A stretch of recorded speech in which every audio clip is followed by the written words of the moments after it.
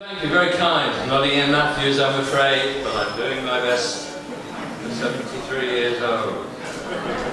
Oh, yes, this is your cue to say no.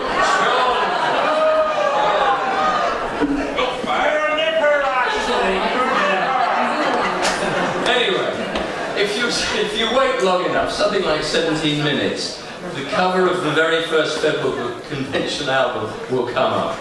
And while you're waiting, in 2003, Universal Records, who bought up Ireland, the great Ireland, come on, recognition of Ireland Records, the greatest label in England in the 60s, with the pink labels. Anyway, Universal, bless them, they bought them up, and I got a phone call from a guy, an executive there, saying, we're thinking of putting out the first 4 Fairport albums, and as you're on those first 4, and as they are the best first,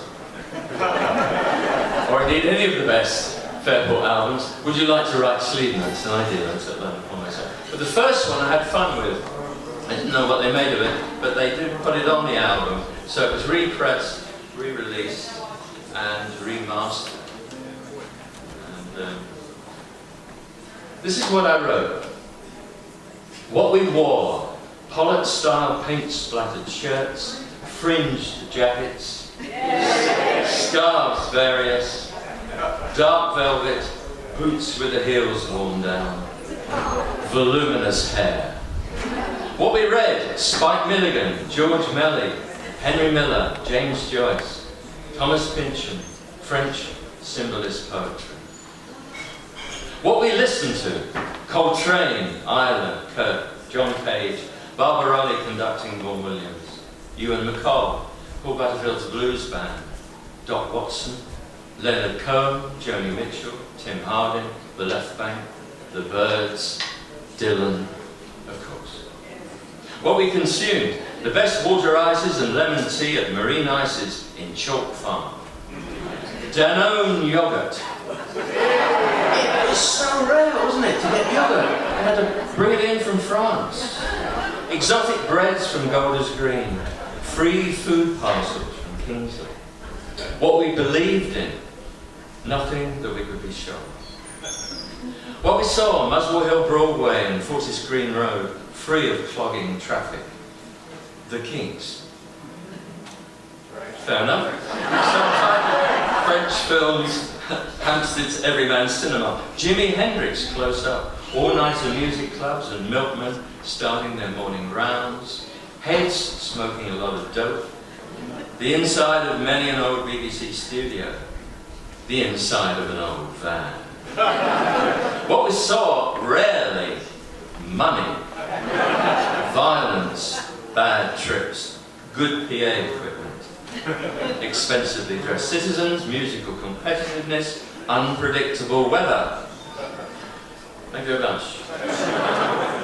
A little bit of music to introduce the next one. What we played: the best of the singer-songwriters.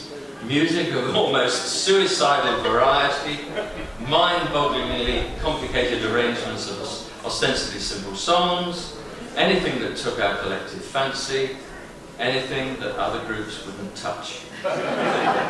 What we did to pass the time: told people to shut up at the back there.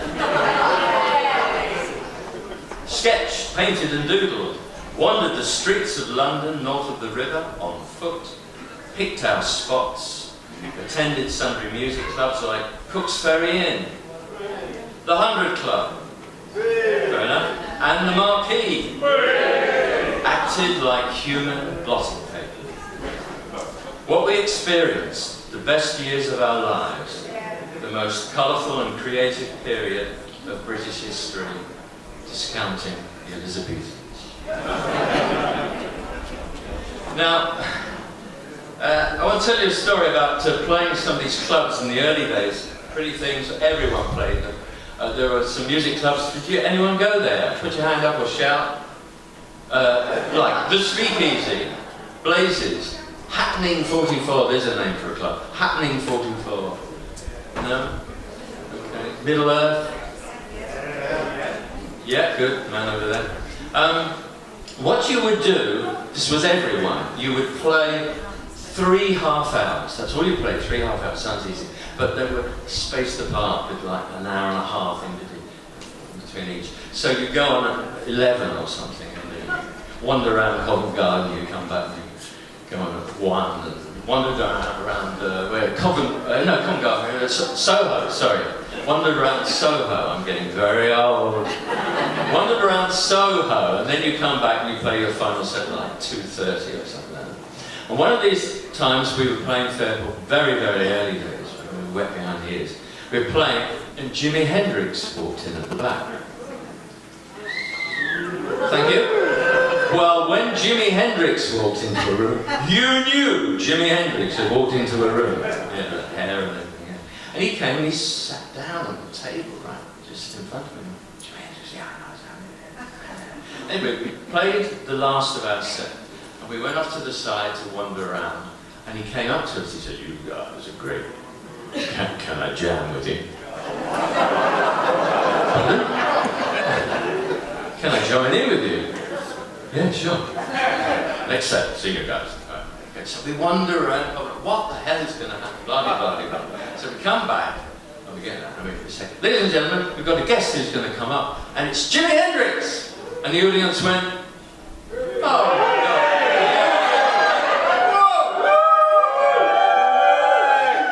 When you want people to make a noise, they make a noise. And he came up, and we said, "What's that?" He said, "Like a Rolling Stone." Yeah, sure, fucking deep. Yeah. And he turned to Richard Thompson. You heard of Richard Thompson? Yeah! And Richard Thompson takes his guitar off and gives it to Jimmy. Now, Jimmy was left-handed. He had to turn it around the other way and play. And he straight in with the count. And we were all right. We kept up with him. He went off to a big cheer. Jimi Hendrix, I didn't do it. Thank you. And we talk about it for weeks and weeks. Now, in those days, you got rebooked quite soon if you were any good. Now you have to wait 3.5 hours. 3.5 years. I'm talking too quickly. You have to wait 3.5 years before someone like, I don't know, the Tatton will call you back again. So, not long after that, we were playing, and Jimmy walks in again. And, yeah, only a few people noticed him walk in. Anyway, after I said, he comes up, he says, "Hi, Jimmy." No, I'm Jimmy. He says, "Hi, folks, it's Jimmy. Remember me?" Yeah, can I jam with you? Like a Rolling Stone? Indeed, Jimmy? Yeah. Okay, so now we know what's going to happen. So we wander around and come back and we're all ready. We say, "Ladies and gentlemen, the guest, he's going to get up and play with us, Jimi Hendrix." He comes up and Richard starts to get his guitar and he turns to me. He said, "Can I play bass on this one?" Yeah, sure. The bass, turns it around, straight in like a Rolling Stone. Brilliant, what a man. Jimi Hendrix, ladies and gentlemen.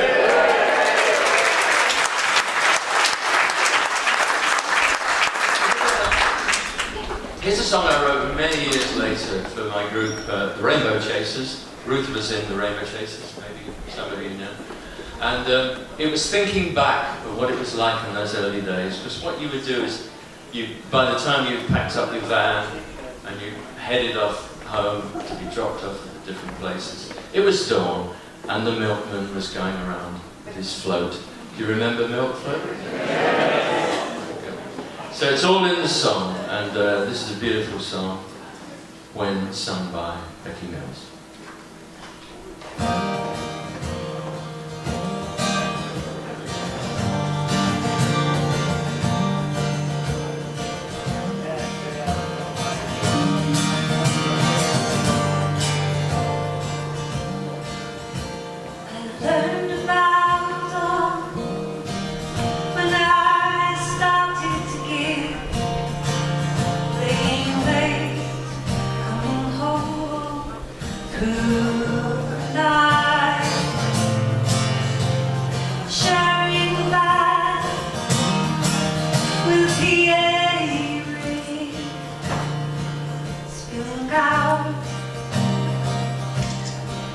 In the emerging light, I